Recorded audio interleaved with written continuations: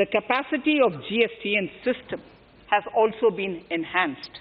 We have also deployed deep analytics and artificial intelligence to identify tax evaders and fake billers and launched special drives against them. The results speak for themselves. We have made record collections in the last few months. The GST Council has painstakingly thrashed out thorny issues.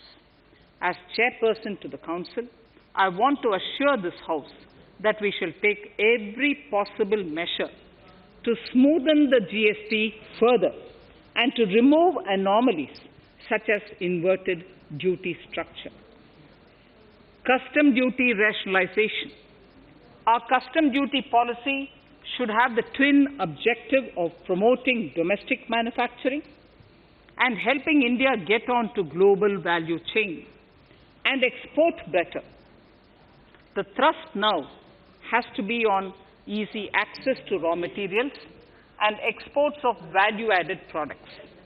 Towards this, last year, we started overhauling the customs duty structure, eliminating 80 outdated exemptions. I also thank everyone who responded overwhelmingly to a crowdsourcing call for suggestions on this revamp. I now propose to review more than 400 old exemptions this year. I repeat, I now propose to review more than 400 old exemptions this year. We will conduct this through extensive consultations, and from 1st October 2021, we will put in place a revised customs duty structure free of distortions. I also propose that any new customs duty exemptions, therefore, henceforth will have validity up to 31st March, following 2 years from the date of the issue. Electronic and mobile phone industry. Domestic electronic manufacturing has grown rapidly. We are now exporting items like mobiles and chargers.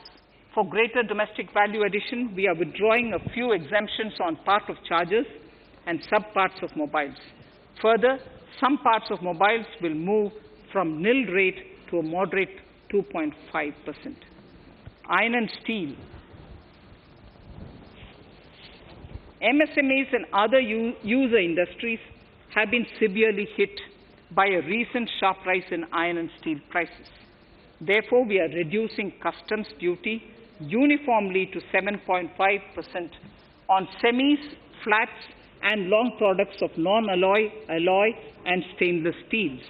To provide relief to metal recyclers, mostly MSMEs, I am exempting duty on steel scrap for a period up to 31st March 2022.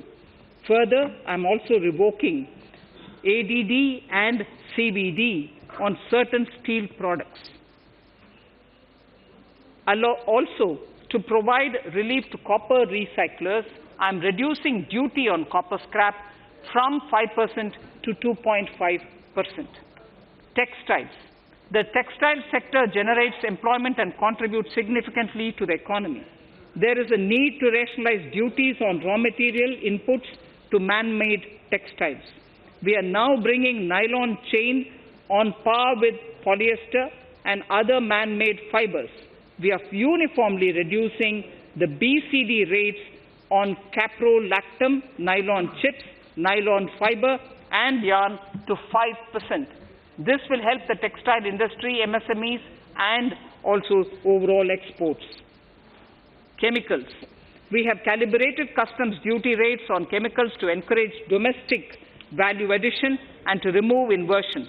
Apart from other items, we are reducing customs duty on naphtha to 2.5% to correct inversion.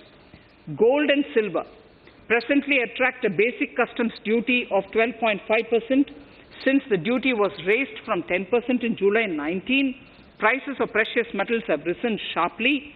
To bring it closer to previous levels, we are rationalizing customs duty on gold and silver. Renewable energy. In Part A, we have already acknowledged that solar energy has huge promise for India. To build up domestic capacity, we will notify a phased manufacturing plan for solar cells and solar panels.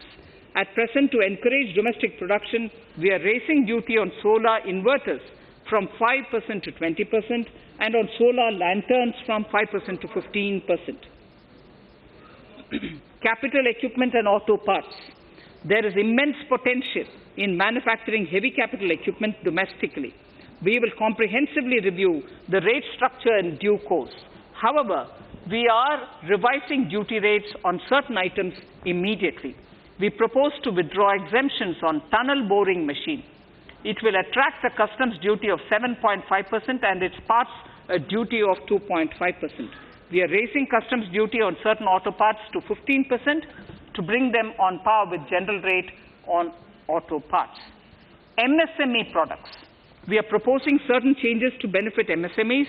We are increasing duty from 10 to 15% on steel screws and plastic builderwares. On prawn feed, we increase it from 5 to 15%. We are rationalizing exemption on import of duty-free items as an incentive to exporters of garments, leather, and handicraft items. Almost all of these items are made domestically by our MSMEs. We are withdrawing exemption on imports of certain kinds of leathers as they are domestically produced in good quantity and quality, mostly by MSMEs. We are also raising customs duty on finished synthetic gemstones to encourage domestic processing. Agriculture products to benefit farmers. We are raising customs duty on cotton from nil to 10%, on raw silk and silk yarn from 10 to 15%. We are also withdrawing end-use-based concession on denatured ethyl alcohol. Currently, rates are being uniformly calibrated to 15% on items like maize, bran, rice bran, oil cake, and animal feed additives. There is an immediate need to improve agricultural infrastructure so that we produce more while also conserving and processing agricultural output efficiently. This will ensure enhanced remuneration for our farmers. To earmark resources for this purpose, I propose an agricultural infrastructure and development cess on a small number of items. However, while applying this cess, we have taken care not to put additional burden on consumers on most items. Rationalization of procedures and easing of compliance. For a judicious application, we propose certain changes in the provisioning related to ADD, anti-dumping duty, and CVD, countervailing duty levies. To complete customs investigation, we are prescribing definite timelines. In 2020, we rolled out the Turant Customs Initiative, which brought in faceless, paperless, and contactless customs measures. With effect from September 2020, we have implemented a new procedure for administration of rules of origin. This has helped in putting a check on misuse of FTAs. The specific details of direct and indirect tax changes proposed are listed in the annexure to my speech. Honourable Speaker, sir, with these words, I commend the budget to this august House. Thank you.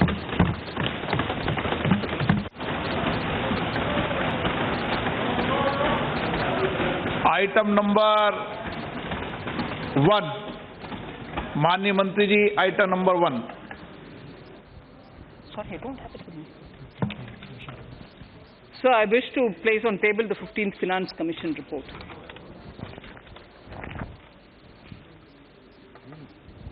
Item number 3.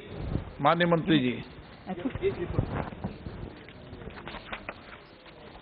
So, I wish to lay on the table the following statements under Section 3(1) of the Fiscal Responsibility and Budget Management Act 2003, the medium-term fiscal policy cum fiscal policy strategy statement and macroeconomic framework statement.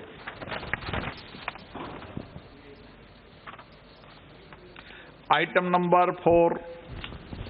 So, I wish to seek your permission to move for leave to introduce the Finance Bill 2021. प्रश्न ये कि विधेयक को पुनर्स्थापित करने की अनुमति प्रदान की जाए।